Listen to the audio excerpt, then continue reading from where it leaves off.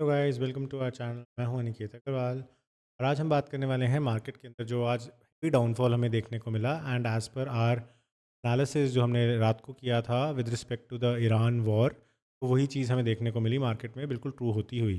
जैसा कि हमने डिस्कस किया था कि ईरान वॉर के कारण से ऑयल प्राइसेस पे भी फ़र्क पड़ेगा, यूएस से भी इसराइल की हेल्प के लिए आ गया है और गोल्ड के प्राइसेस पे भी फ़र्क पड़ेगा।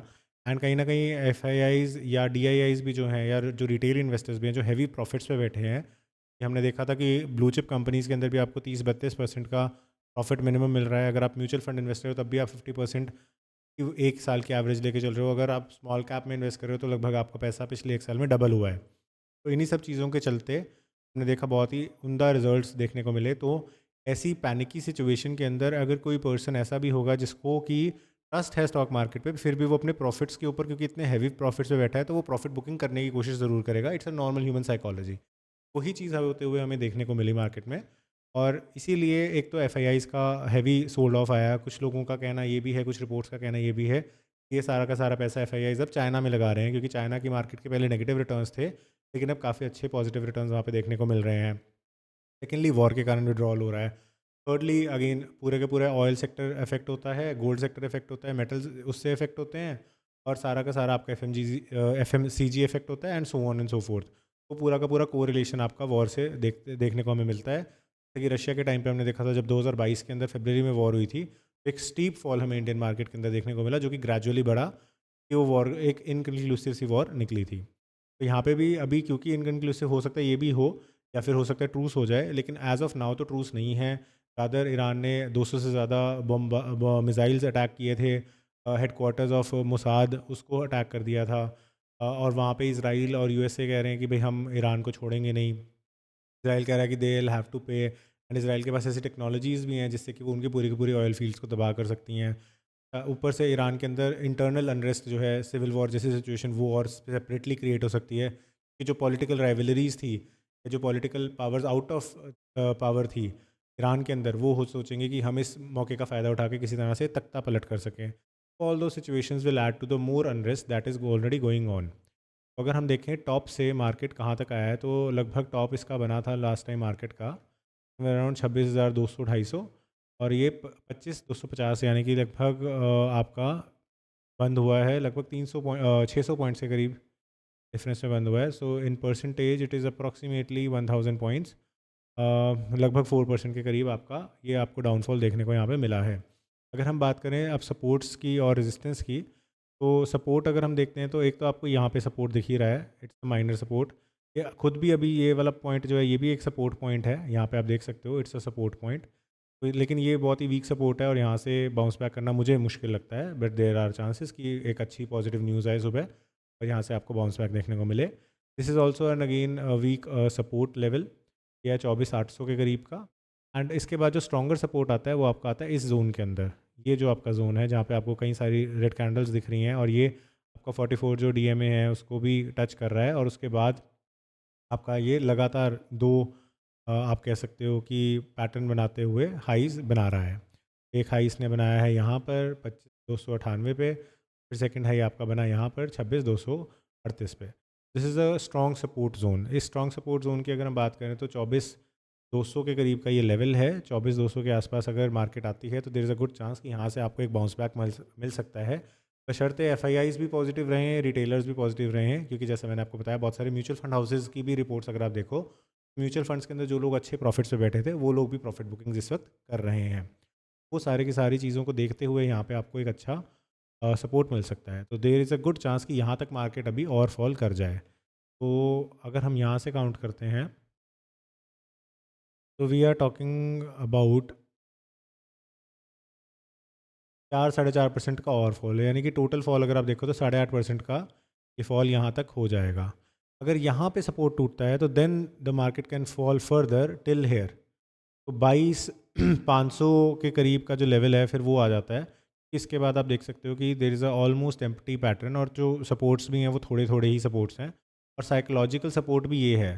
This is a psychological support as well for most of the people who are trading, क्योंकि उनको लग रहा है कि यार अगर ये भी टूटता है तो फिर तो इसके बाद काफ़ी अच्छे लेवल जब आएंगे, 10-12% डाउन होगा निफ्टी, तभी हम परचेज़ करेंगे। इसीलिए ये एक साइकोलॉजिकल सपोर्ट भी है, तो ये टूटता है तो there is a good chance कि आप और ज़्यादा फॉल्स देखने को मिले और आप 22,400 के आसपास जो है देखो मार्केट को, यानी कि टोटल फॉल जो हो जाएगा आपके टॉप हाई लेवल से वो हो जाएगा अप्रॉक्सीमेटली 10% से ज़्यादा ही आपका टोटल फॉल यहाँ पे देखने को मिल जाएगा। तो लेट्स मेजर दैट ऑल्सो। ये अगर हम यहाँ से काउंट कर लेते हैं यहाँ तक को, तो 14% हो गया। तो ठीक है, तो मतलब 10 से 14% के बीच में अगर आप टॉप से बात करो तो आपको एक फॉल देखने को मिल सकता है 22,400 के लेवल तक का। उसके बाद हमें अगेन बाउंस बैक देखने को मिल जाएगा।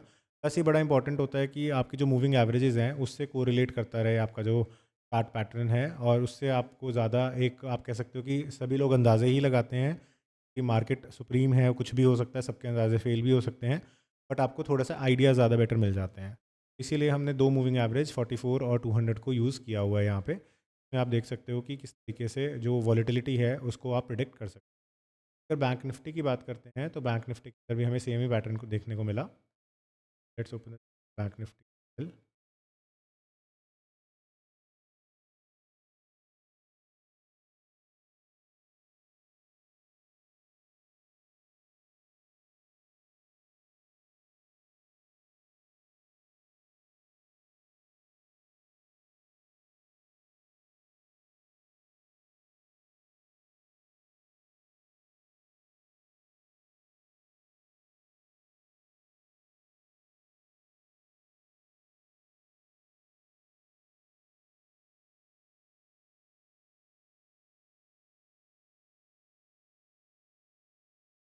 बैंक निफ्टी का भी चार्ट आप देख सकते हो, सिमिलर पैटर्न पे ही चल रहा है निफ्टी वाले, और ये भी अपने एक माइनर सपोर्ट के ऊपर यहाँ पे खड़ा है। And there can be some bounce backs, but again the chances that मुझे लग रहे हैं वो कम लग रहे हैं। I feel the chances are less, but there may be a chance कि यहाँ पे आपको देखने को मिले। अपने टॉप से अगर देखें तो इसको भी यहाँ पे लगभग 5% का 4.5-5% का फॉल है। क्लोजिंग थोड़ा सा ऊपर है, मैंने थोड़ा सा इसको यहाँ दिया, इन 4.78% का आपका फॉल है। और उसके बाद जो आपका स्ट्रॉन्ग सपोर्ट है वो इस जोन के अंदर है, यानी कि अगर फर्दर देखें तो around this is the strong support, मतलब कि 8.5% के बाद ही आपका स्ट्रॉन्ग सपोर्ट है। 49,868 के आसपास आपको स्ट्रॉन्ग सपोर्ट देखने को मिलेगा बैंक निफ्टी के अंदर। एंड अगर बाउंस बैक की बात करें तो यहीं से भी बाउंस बैक हो सकता है, 51,575 के आसपास भी बाउंस बैक आपको देखने को मिल सकता है। बट अगेन द सेंटिमेंटल जो सेलिंग इस वक्त आई हुई है, साइकोलॉजिकल जो वॉरफेयर का इफेक्ट हमें देखने को मिल रहा है, उसके ऊपर ये चीज़ ज़्यादा पोजीशन करती है। अब अगर हम बात करें इंडिविजुअल स्टॉक्स की, तो इंडिविजुअल स्टॉक्स के अंदर काफ़ी करेक्शन है, और कई स्टॉक्स हैं जो आपको बहुत अच्छे प्राइस पे इस वक्त मिल जाएंगे, डिस्काउंटेड प्राइस पे मिल जाएंगे। अगर आप अपने पोर्टफोलियो में उन स्टॉक्स को ऐड करना चाहते हो तो वो ऐड करने का आपको अच्छा मौका मिलेगा। अगर मैं फॉर एग्जांपल आपको बात करूं टाटा मोटर्स की, तो मोटर्स के अंदर आपको काफ़ी डिस्काउंटेड वैल्यू देखने को मिली। डाबर के अंदर आप देख सकते हो 6.5% का डाउनफॉल है। रिलायंस अगेन 3.9% का डाउनफॉल है, और रिलायंस अपने मूविंग एवरेज के आसपास भी है। Let's open the chart of Reliance as well. आप ये देखिए कि रिलायंस ये देखिए कि अपने मूविंग एवरेज को तोड़ने के बाद और नीचे आ गया यहाँ पर। Good price to buy Reliance, क्योंकि इसके बाद अगर जब भी अपवर्ड्स ट्रेंड आएगा, तो ये नहीं कि सारा पैसा लमसम में डाल दो, बट कुछ कुछ अमाउंट अगर आप डालना चाहते हो तो वो मूविंग एवरेज पे जैसे ही आएगा तो आपको एक अच्छा राइज देखने को मिलेगा। यहाँ पे भी देखो कि जैसे ही मूविंग एवरेज पे आता है रिलायंस, उसके बाद आपको अच्छा बाउंस बैक देखने को मिलता है। तो अगर अप्रॉक्सीमेट देखें कितना परसेंट का राइज़ है, यहाँ पे 3% का राइज़ आपको देखने को मिला, और बड़ी शॉर्ट ड्यूरेशन में आपको ये राइज़ देखने को मिल गया। सिमिलरली यहाँ पे आप देख सकते हो, यहाँ पे एक बड़ा राइज़ हमें देखने को मिल रहा है। तो अगर यहाँ से लेके यहाँ तक का अगर हम काउंट करें, अप्रॉक्सीमेटली 9-10% का राइज़ आपको यहाँ पे देखने को मिला। तो दीज आर गुड थिंग्स, और ये है 27 जून 2024 से लेके 9 जुलाई, यानी कि ऑलमोस्ट 10 से 15 दिन में ही आपको इतना हैवी राइज देखने को मिला। तो इस हिसाब से Reliance is a good pick right now. Similarly Titan का शेयर है वो आप परचेज कर सकते हो। पेंटिंग वाले जो शेयर हैं, एशियन पेंट्स है, that is also good choice. तो ये सारे के सारे, बर्जर पेंट्स अगेन ये देखो यहाँ पे भी 3.5 डाउनफॉल है। तो ये कुछ स्टॉक्स हैं जो अच्छे करेक्टेड प्राइस पे अगर आपको मिल रहे हैं तो आप इनको चाहो तो ले सकते हो, क्योंकि इनके अंदर फंडामेंटली कोई प्रॉब्लम नहीं है। बट अगेन इंडिविजुअल स्टॉक को पिक करते हुए भी हम P ratio and other analysis करते हैं। तो इफ़ यू वुड वांट कि एक सिंगल स्टॉक का एनालिसिस आपको चाहिए तो आप जितने कमेंट्स नीचे कमेंट सेक्शन में ज़रूर लिखिएगा, will have a analysis for that stock as well.